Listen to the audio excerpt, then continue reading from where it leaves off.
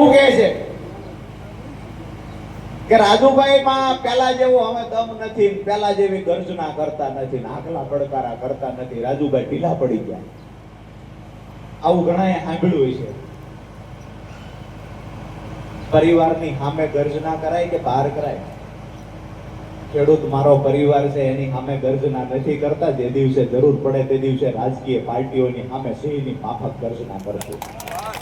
જરૂર પડશે અને ખેડૂતોના કામ અટકશે તેની સરકાર સામે પણ મોરચો માંડીશું. અને જે લોકો માત્ર ખેડૂતોનો રાજકીય વોટ બેંક તરીકે ઉપયોગ કરે છે, જેના ચાવવાના જુદા છે, જેના દેખાડવાના જુદા છે, એ લોકોને પણ ખેડૂતોની સામે ઉઘાડા પાડવાનું કામ પણ રાજુ ગરબડાનું ખેડૂત આગેવાન તરીકે છે.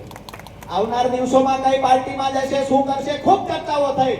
આજે અહીંયા સુરેન્દ્રનગર જિલ્લામાં તો મેં પૂછ્યું હતું કે ખેડૂતો શું કહેવા માંગે છે. ખેડૂતોની વાત હતી તમે જ્યાં જશો ત્યાં અમે શું, તમે કોઈ પાર્ટીમાં જાવ તો અમને વાંધો નથી. આવી સુરેન્દ્રનગર જિલ્લાના ખેડૂતોની વાત હતી. એમની એ વાત હતી કે અમને ભરોસો છે કે જ્યાં પણ જશો ત્યાં અમારા ખેડૂતોના કામ કરાવશો. આજ તમને હું ભગવાનની સાક્ષી એક વાત પૂછું છું, હું ક્યાંય પણ જાઉં તમને ભરોસો છે. બે હાથ ઊંચા કરીને મને કહેજો, બે હાથ ઊંચા રાખીને કહેજો, રાજુ ગરબડા કોઈ પણ પાર્ટીમાં જાય ખેડૂતો મારી સાથે છે. અમરેલી જિલ્લાના ખેડૂતો સાથે છે. હવે વાતો બીજા છે, જેના ખેડૂત ખાતેદારમાં નામ નથી એ લોકોનો વાંધો છે. રાજુભાઈ હું ફલાણે ગયા જાય, ફલાણે ગયા જાય.